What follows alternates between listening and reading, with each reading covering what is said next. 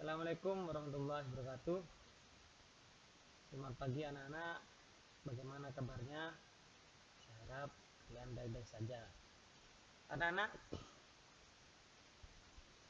ini tatap muka pertama kali kita di kelas online untuk materi prakarya kelas 7 semester 1 tahun pelajaran 2020-2021 oleh saya sendiri, Fatur Rosi SPD.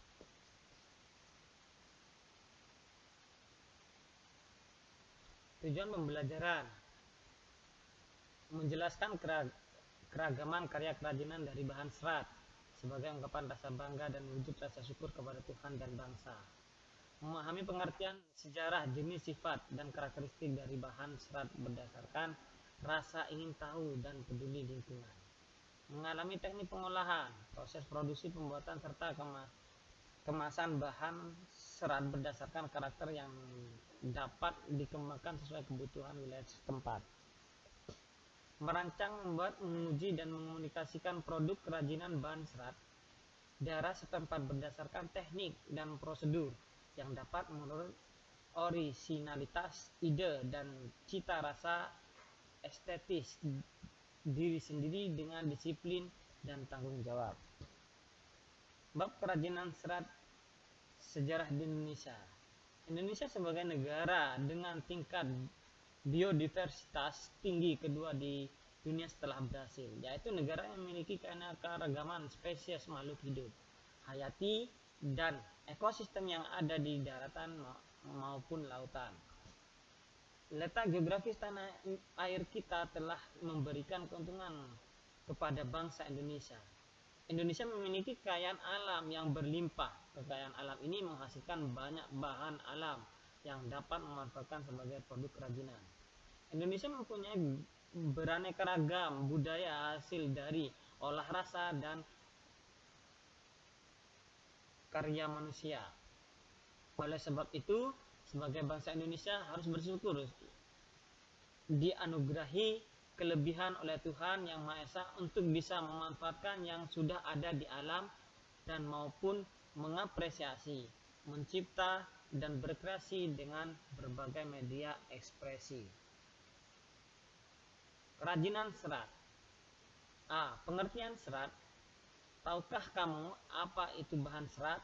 Bahan serat adalah suatu jenis bahan berupa potongan-potongan komponen yang berbentuk jaringan memanjang utuh. Kalau menurut Kamus Bahasa Indonesia, serat adalah suatu material yang perbandingan panjang dan lebarnya sangat besar dan melakukan penyusunannya terorientasi terutama ke arah panjang. Contohnya serat kapas memiliki perbandingan panjang dan lebar mulai dari 500 sampai dengan 1000. Istilah serat sering dikaitkan dengan sayuran-sayuran, buah-buahan, dan tekstil. Sayuran-sayuran dan buah-buahan merupakan makanan terserat tinggi yang sangat baik untuk sistem pencernaan makanan. Tekstil adalah serat yang digunakan untuk aplikasi tekstil. Serat merupakan bahan baku yang digunakan dalam pembuatan benang dan kain. Sifat serat sangat mempengaruhi sifat benang atau kain yang dihasilkan. Jenis dan karakteristik bahan serat. 1. Dari tumbuhan. Serat yang berasal dari tumbuhan dapat dilihat berdasarkan bagian-bagian tumbuhan.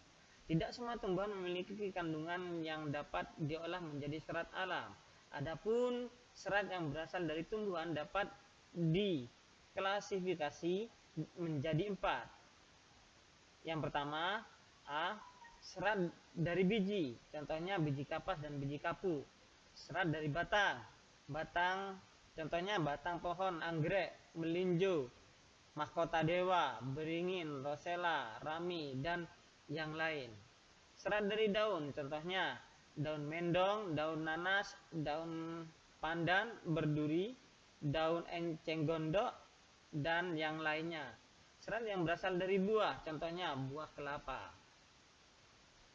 Anak-anak, cukup sekian pertemuan pertama ini. dan sampai ketemu kembali di pertemuan berikutnya. Saya akan melanjutkan dan menerangkan tentang pengolahan bahan serat. Sekarang saya akhiri, terima kasih banyak. Ya, terima kasih atas perhatiannya dan minta maaf atas kesalahan dan kekurangannya. Terima kasih. Assalamualaikum warahmatullahi wabarakatuh.